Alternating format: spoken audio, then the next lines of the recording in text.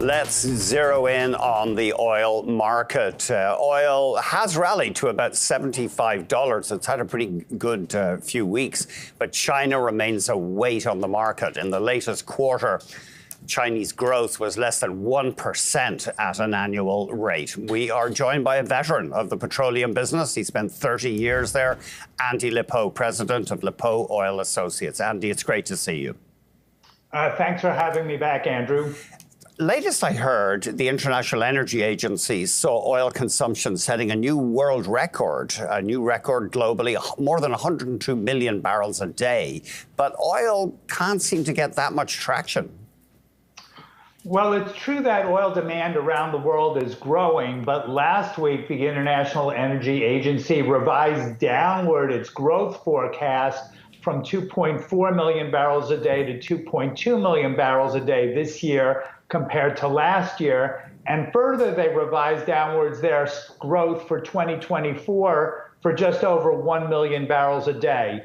So while oil demand continues to grow, the market is really also being weighed down by supplies. And that's why we've seen OPEC Plus and especially Saudi Arabia trying to cut production to get us back into balance. And your take is that the Saudis are biting the bullet here. They're the ones that are really inflicting production cuts on themselves?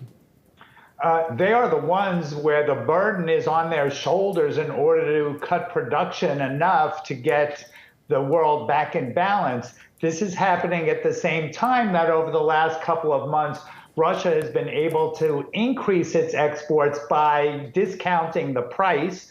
We've certainly seen that on the crude oil side, and now we're seeing it on the diesel side with more diesel exports going to places like Brazil, which competes with Gulf Coast exports. So the supply disruption from the sanctions on Russia has been mitigated to a certain extent by their ability to sell more.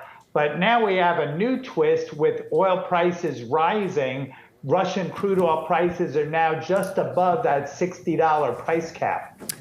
And that, I've seen this story and you're calling attention to it. That raises the question of Western insurance companies, shipping companies, all the myriad services that are needed by Russia to export oil. Are people getting offside if they're facilitating those exports at more than $60? Well, certainly they would be in violation of the European Union sanctions. So you're already seeing shipping company owners as well as financial institutions, delaying their decisions while they try to make sense of whether the oil on a particular vessel is going to be sold above or below the cap. You say that the market, for a significant rally in oil, the market broadly wants to see a drop in global inventories, and we haven't really seen that. It's very difficult to tell. I mean, clearly here in the United States and elsewhere, we've been dipping into our strategic petroleum reserves over the last year, and inventories have declined there. In addition, we've seen the same thing happen in strategic stocks over in Europe. But the market still feels as though it's being weighed down by product supply, especially as we've seen new refineries come on stream in Saudi Arabia, Oman, and Kuwait, adding to more diesel supplies, especially going into Europe. And this is happening at the same time that the Eurozone has fallen into a mild recession. Would you see oil rallying near to $100 anytime soon, Andy? I know that would be quite a jump from the current level. Yeah, I think that's really a stretch too far. I think that I've been calling for a long time to see WTI at $90 a barrel by the end of this year. And even that seems to be a stretch these days because the market has been so focused on the demand side, and they're really waiting for confirmation that the OPEC Plus production cuts have really taken hold. You have a master's in chemical engineering, and I want to hear your view on the petrochemical industry. Apparently, China has been building out massive plastics capability.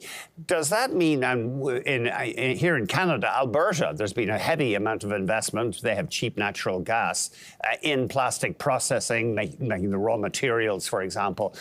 Is there a risk of a worldwide plastics glut, though?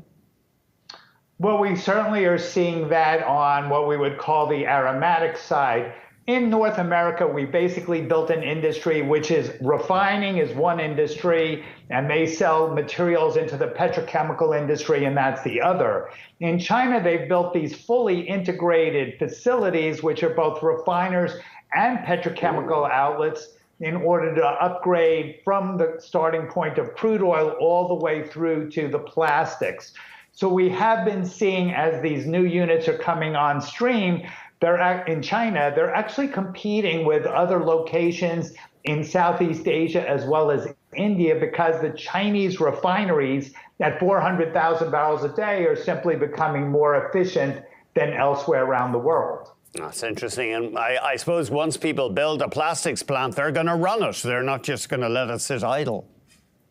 Well, that's certainly been the case, and we do see this on the aromatic side, where aromatics can either go into the petrochemicals market or into the gasoline blending market. And as those two markets either converge or widen out, depending on supply and demand in each, you start to see, more aromatics reaching the gasoline blending market. And of course, that would impact on gasoline prices around the world. So if somebody was to ask you, Andy, should I build a big petrochemical plant in Alberta? What would be the first thought that comes into your head?